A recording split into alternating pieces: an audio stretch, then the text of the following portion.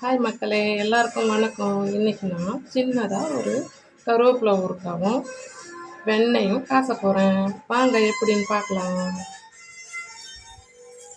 கருவேப்பிலை, அதுக்கு தேவையான கருவேப்பிலை, இஞ்சி, பூண்டு, பச்சை மிளகாய், நான் கொஞ்சம் வெண்ணையும் வச்சுருக்கேன். அந்த வெண்ணெயை நான் காச போகிறேன். வாங்க எப்படின்னு வீடியோக்குள்ளே போகலாம். கொஞ்சமாக ஆயில் ஊற்றி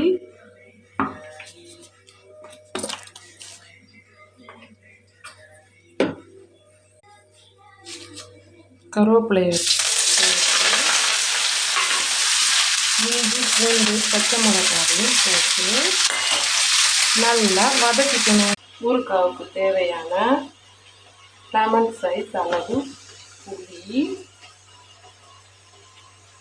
கொஞ்சம் கல்லுப்பு, இதை இந்த வதக்கிற புதினாவையும் கருவேப்பிலை, கொத்தமல்லி எல்லாம் நல்லா வதங்கணும். அப்போ தான் நல்லா டேஸ்ட்டாக நம்மளுக்கு கிடைக்கும். இப்போது அதில் இந்த கல்லுப்பையும் புளியையும் சேர்த்துக்குவோம்.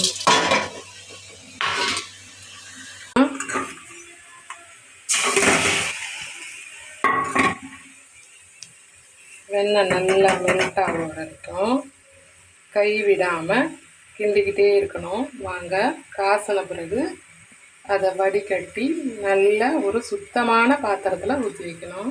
அது எப்படின்னு நான் காட்டுறேன். நல்லா கொதித்து இந்த மாதிரி நல்லா பபுள்ஸ் வர நல்லா கொதிக்கணும். அப்போ தான் மணமான நெய் நம்மளுக்கு கிடைக்கும்.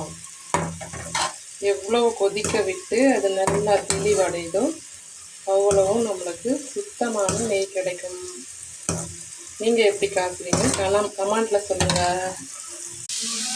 நல்லா வதங்கி வச்சு இதை நம்ம எப்படி பேஸ்ட்டாக அரைக்கிறதுன்னு பார்க்கலாம் வாங்க.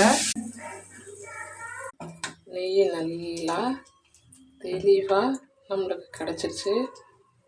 அது நல்லா தெளியணும். இந்த ஸ்டேஜில் நம்ம முருங்கைக்கீரையை போட்டுடலாம்.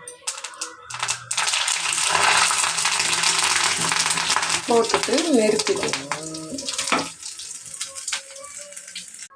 ஊறுகாய் தாளிக்க தேவையான கடுகு, உளுந்து, நெய் காசி ஊற்றியாச்சு.